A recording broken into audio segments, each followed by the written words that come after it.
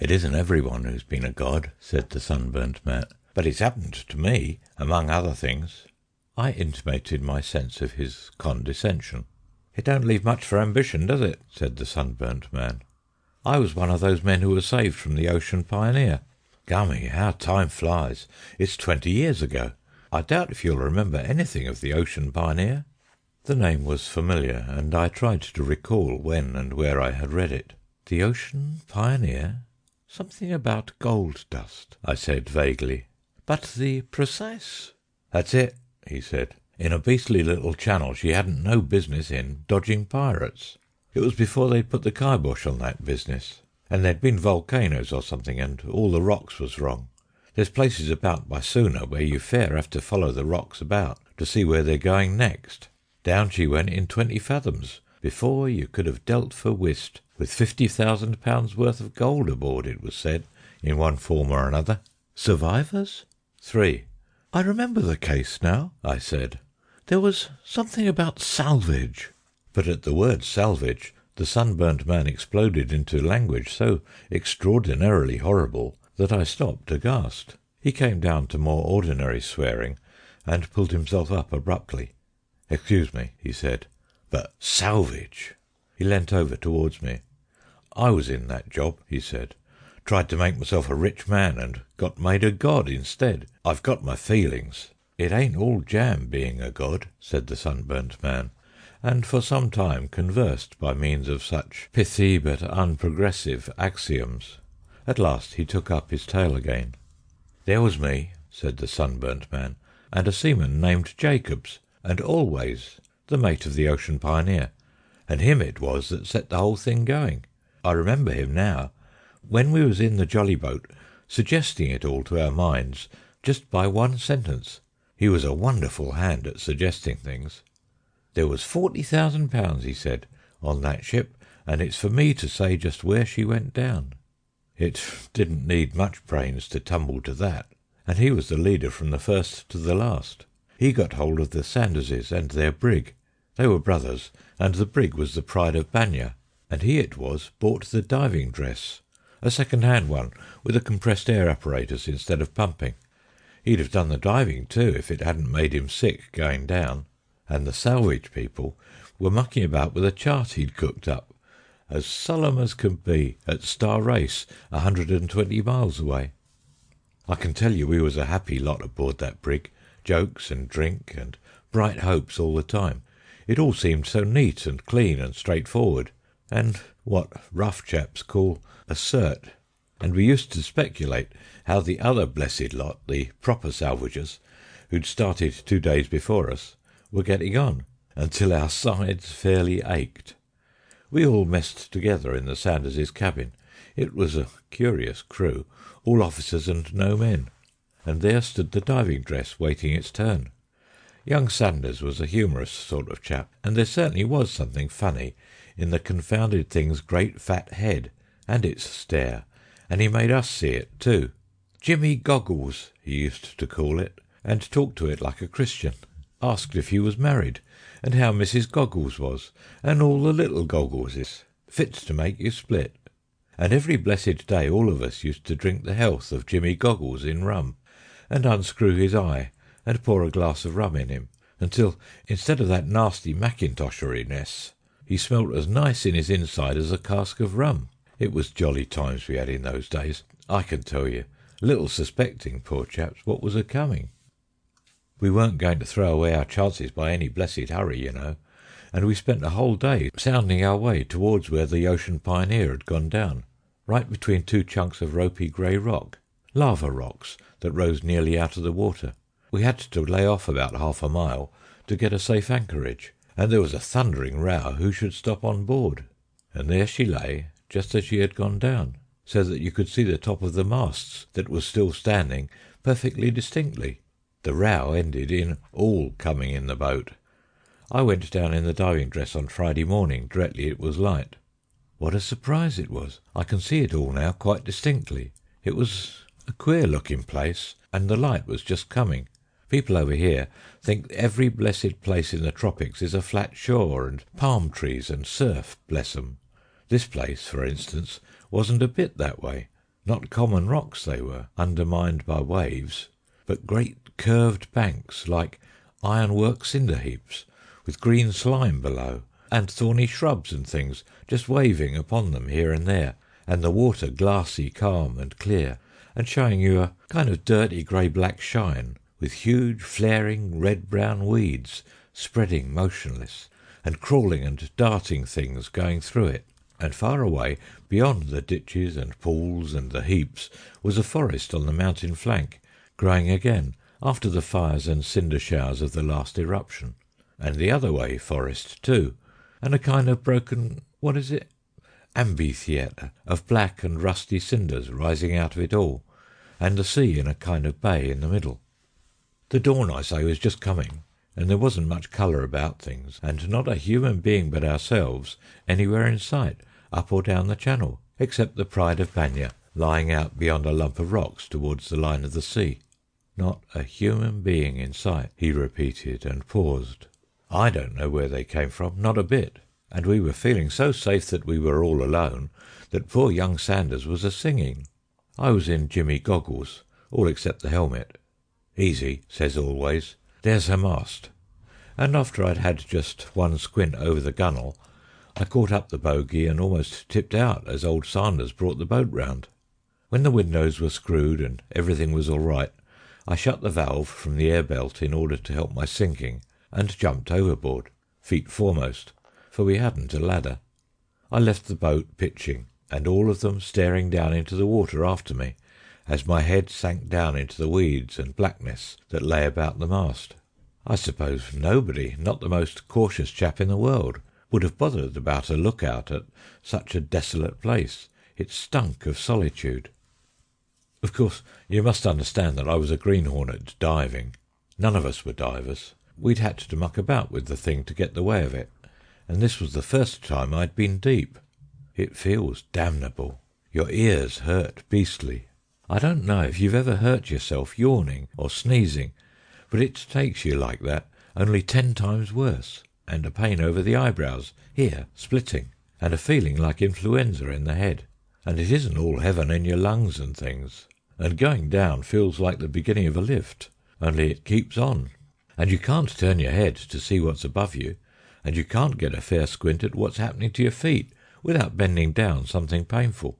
And being deep, it was dark, let alone the blackness of the ashes and mud that formed the bottom. It was like going down out of the dawn back into the night, so to speak. The mast came up like a ghost out of the black, and then a lot of fishes, and then a lot of flapping red seaweed, and then whack! I came with a kind of dull bang on the deck of the Ocean Pioneer, and the fishes that had been feeding on the dead rose about me like a swarm of flies from road stuff in summer-time. I turned on the compressed air again, for the suit was a bit thick and mackintoshery after all, in spite of the rum, and stood recovering myself. It struck coolish down there, and that helped take off the stuffiness a bit. When I began to feel easier, I started looking about me. It was an extraordinary sight. Even the light was extraordinary, a kind of reddy-coloured twilight, on account of the streamers of seaweed that floated up on either side of the ship, and far overhead just a moony, deep green blue. The deck of the ship, except for a slight list to starboard, was level, and lay all dark and long between the weeds, clear except where the masts had snapped when she rolled, and vanishing into black night towards the forecastle. There wasn't any dead on the decks. Most were in the weeds alongside, I suppose, but afterwards I found 2 skeletons lying in the passengers' cabins where death had come to them. It was curious to stand on that deck and recognise it all, bit by bit. A place against the rail, where I'd been fond of smoking by starlight, and the corner where an old chap from Sydney used to flirt with a widow we had aboard. A comfortable couple they'd been, only a month ago, and now you couldn't have got a meal for a baby crab off either of them. I've always had a bit of a philosophical turn, and I dare say I spent the best part of 5 minutes in such thoughts before I went below to find where the blessed dust was stored. It was slow work hunting. Feeling it was, for the most part, pitchy dark, with confusing blue gleams down the companion, and there were things moving about, a dab at my glass once, and once a pinch at my leg, crabs, I expect. I kicked a lot of loose stuff that puzzled me, and stooped and picked up something all knobs and spikes. What do you think? Backbone. But I never had any particular feeling for bones. We had talked the affair over pretty thoroughly, and always knew just where the stuff was stowed. I found it that trip. I lifted a box one end an inch or more. He broke off in his story. "I've lifted it," he said, "as near as that. £40,000 worth of pure gold. Gold!" I shouted inside my helmet as a kind of cheer, and hurt my ears. I was getting confounded stuffy and tired by this time. I must have been down 25 minutes or more, and I thought this was good enough. I went up the companion again, and as my eyes came up flush with the deck, a thundering great crab gave a kind of hysterical jump and went scuttling off sideways. Quite a start it gave me. I stood up clear on deck and shut the valve behind the helmet to let the air accumulate to carry me up again. I noticed a kind of whacking from above, as though they were hitting the water with an oar, but I didn't look up. I fancied they were signalling me to come up. And then something shot down by me, something heavy, and stood a quiver in the planks. I looked, and there was a long knife I'd seen young Sanders handling. Thinks I, he's dropped it, and I was still calling him this kind of fool and that, for it might have hurt me serious, when I began to lift and drive up towards the daylight. Just about the level of the top spars of the Ocean Pioneer, whack, I came against something sinking down, and a boot knocked in front of my helmet. Then something else, struggling frightful. It was a big weight atop of me, whatever it was, and moving and twisting about. I'd have thought it was a big octopus or some such thing, if it hadn't been for the boot. But octopuses don't wear boots. It was all in a moment, of course. I felt myself sinking down again, and I threw my arms about to keep steady, and the whole lot rolled free of me and shot down as I went up. He paused. I saw young Sanders' face over a naked black shoulder, and a spear driven clean through his neck, and out of his mouth and neck what looked like spurts of pink smoke in the water, and down they went, clutching one another and turning over, and both too far gone to leave go. And in another second my helmet came a whack fit to split against the nigger's canoe. It was niggers, 2 canoes full. It was lively times, I tell you. Overboard came always with 3 spears in him. There was the legs of 3 or 4 black chaps kicking about me in the water. I couldn't see much, but I saw the game was up at a glance, gave my valve a tremendous twist, and went bubbling down again after poor Always, in as awful a state of scare and astonishment as you can well imagine. I passed young Sanders and the nigger going up again, and struggling still a bit, and in another moment I was standing in the dim again on the deck of the Ocean Pioneer. Gummy, thinks I, here's a fix. Niggers? At first I couldn't see anything for it but stifle below or stabs above. I didn't properly understand how much air there was to last me out, but I didn't feel like standing very much more of it down below. I was hot and frightfully heady, quite apart from the blue funk I was in. We'd never reckoned with these beastly natives, filthy Papuan beasts. It wasn't any good coming up where I was, but I had to do something. On the spur of the moment I clambered over the side of the brig and landed among the weeds, and set off through the darkness as fast as I could. I just stopped once and knelt, and twisted my head back in the helmet and had a look up. It was a most extraordinary bright blue-green above, and the 2 canoes and the boat floating there, very small and distinct, like a kind of twisted H, and it made me feel sick to squint up at it and think what the pitching and swaying of the 3 meant. It was just about the most horrible 10 minutes I ever had, blundering about in that darkness, pressure something awful, like being buried in sand, pain across the chest, sick with funk, and breathing nothing as it seemed but the smell of rum and mackintosh. Gummy! After a bit I found myself going up a steepish sort of slope. I had another squint to see if anything was visible of the canoes and boats, and then kept on. I stopped with my head a foot from the surface and tried to see where I was going, but of course nothing was to be seen but the reflection of the bottom. Then out I dashed, like knocking my head through a mirror. Directly I got my eyes out of the water, I saw I'd come up a kind of beach near the forest. I had a look round, but the natives and the brig were both hidden by a big hummocky heap of twisted lava. The born fool in me suggested a run for the woods. I didn't take the helmet off, but I eased open one of the windows, and after a bit of a pant went on out of the water. You'd hardly imagine how clean and light the air tasted. Of course, with 4 inches of lead in your boot soles, and your head in a copper knob the size of a football, and been 35 minutes under water, you don't break any records running. I ran like a ploughboy going to work, and halfway to the trees I saw a dozen niggers or more coming out in a gaping, astonished sort of way to meet me. I just stopped dead and cursed myself for all the fools out of London. I had about as much chance of cutting back to the water as a turned turtle. I just screwed up my window again to leave my hands free, and waited for them. There wasn't anything else for me to do. But they didn't come on very much. I began to suspect why. "Jimmy Goggles," I says, "it's your beauty does it." I was inclined to be a little light-headed, I think, with all these dangers about, and the change in the pressure of the blessed air. "Who are ye staring at?" I said, as if the savages could hear me. "What d'ye take me for? I'm hanged if I don't give you something to stare at," I said, and with that I screwed up the escape valve and turned on the compressed air from the belt until I was swelled out like a blown frog. Regular imposing it must have been. I'm blessed if they'd come on a step, and presently one and then another went down on their hands and knees. They didn't know what to make of me, and they was doing the extra polite, which was very wise and reasonable of them. I had half a mind to edge back seaward and cut and run, but it seemed too hopeless.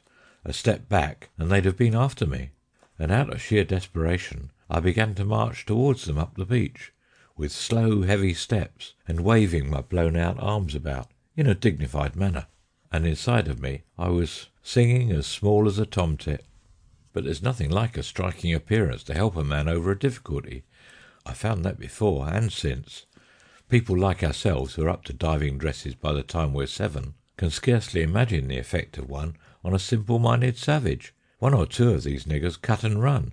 The others started in a great hurry, trying to knock their brains out on the ground, and on I went as slow and solemn and silly-looking and artful as a jobbing plumber.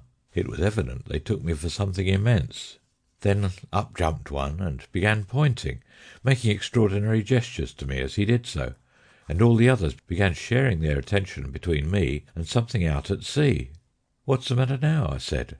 I turned slowly on account of my dignity, and there I saw, coming round a point, the poor old Pride of Banya, towed by a couple of canoes. The sight fairly made me sick.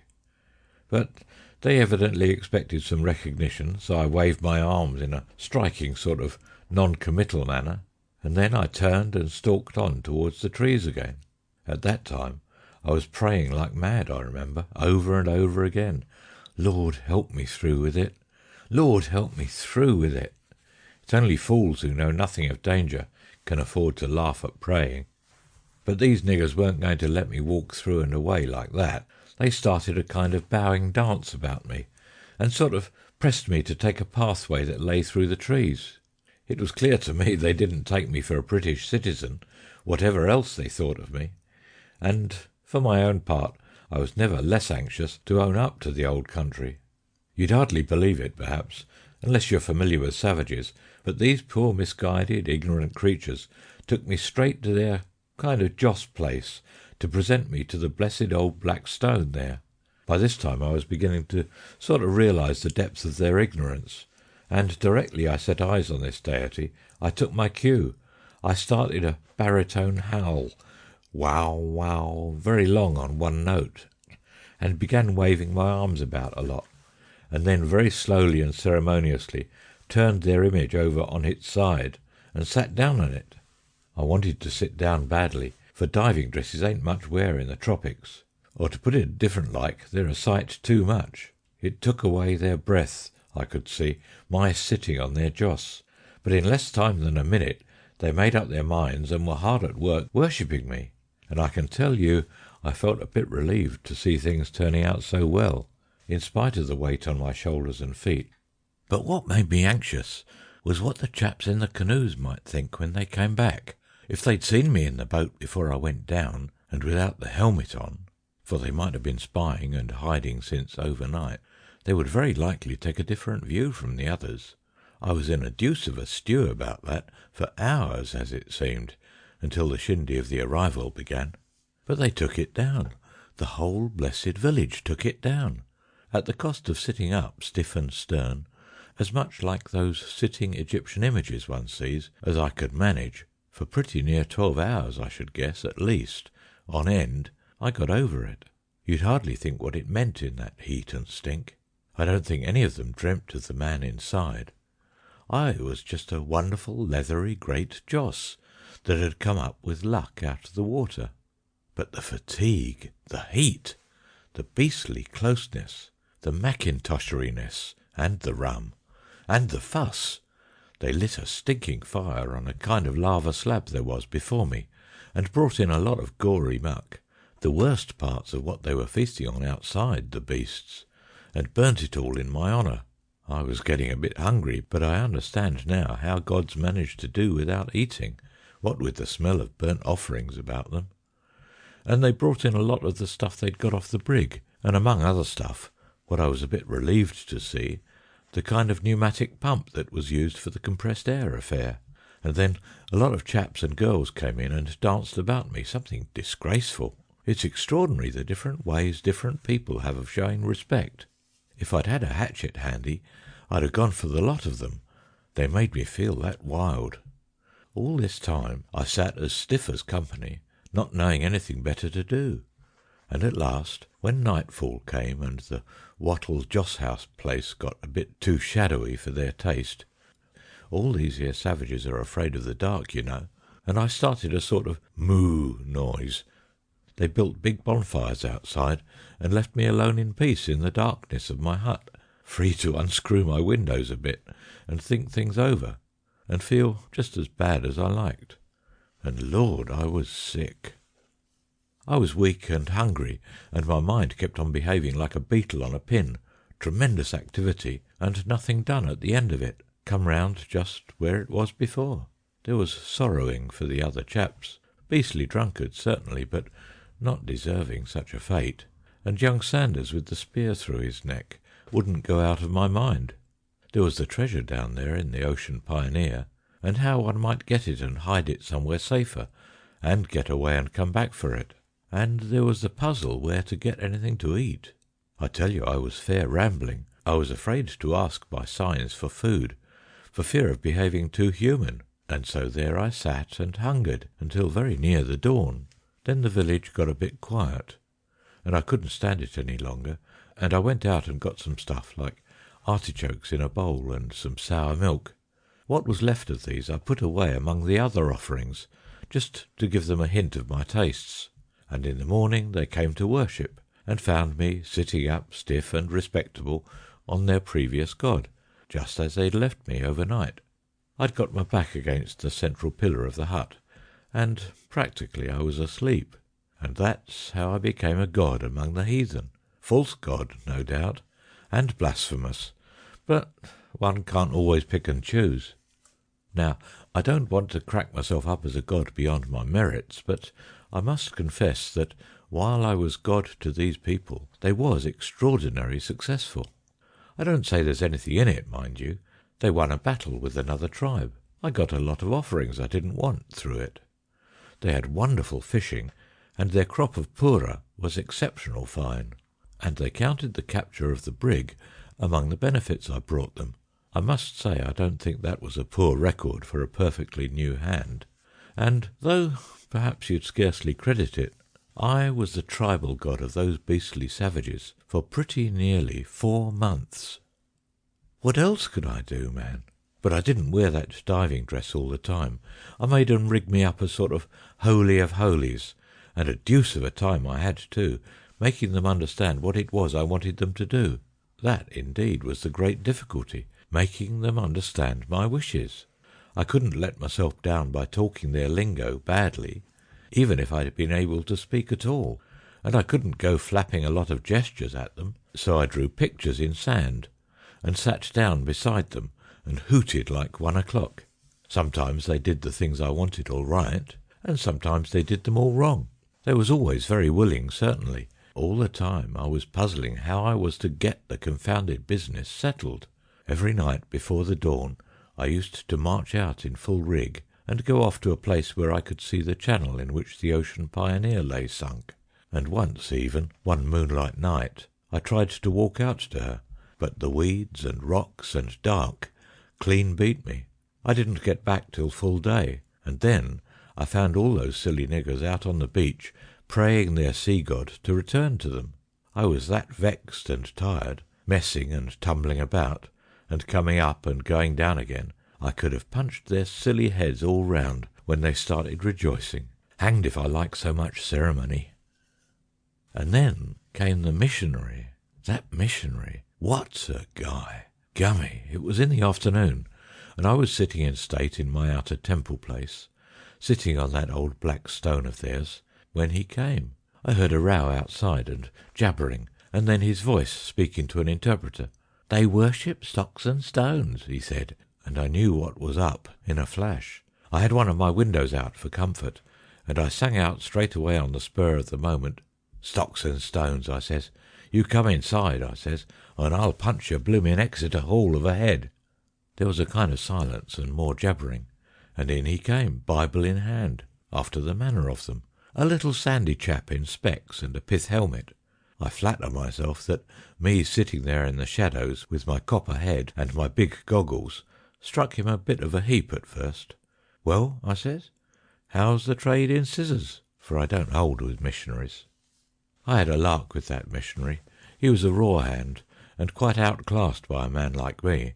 He gasped out, "Who was I?" and I told him to read the inscription at my feet if he wanted to know. There wasn't no inscription, why should there be? But down he goes to read, and his interpreter, being, of course, as superstitious as any of them, more so by reason of his seeing missionary close to, took it for an act of worship, and plumped down like a shot. All my people gave a howl of triumph, and there wasn't any more business to be done in my village after that journey, not by the likes of him. But of course I was a fool to choke him off like that. If I'd had any sense, I should have told him straight away of the treasure and taken him into Co. I've no doubt he'd have come into Co. A child with a few hours to think it over could have seen the connection between my diving dress and the loss of the Ocean Pioneer. A week after he left, I went out one morning and saw the Motherhood, the salvors ship from Star Race, towing up the channel and sounding. The whole blessed game was up, and all my trouble thrown away. Gummy, how wild I felt! And guying it in that stinking silly dress. 4 months! The sunburnt man's story degenerated again. "Think of it," he said, when he emerged to linguistic purity once more. £40,000 worth of gold. "Did the little missionary come back?" I asked. "Oh, yes, bless him. And he pledged his reputation there was a man inside the god, and started out to see as much with tremendous ceremony. But wasn't. He got sold again. I always did hate scenes and explanations, and long before he came I was out of it all, going home to Banya along the coast, hiding in bushes by day, and thieving food from the villages by night. Only weapon a spear. No clothes, no money, nothing. My face, my fortune, as the saying is. And just a squeak of £8,000 of gold, 5th share, but the natives cut up rusty, thank goodness, because they thought it was him that had driven their luck away.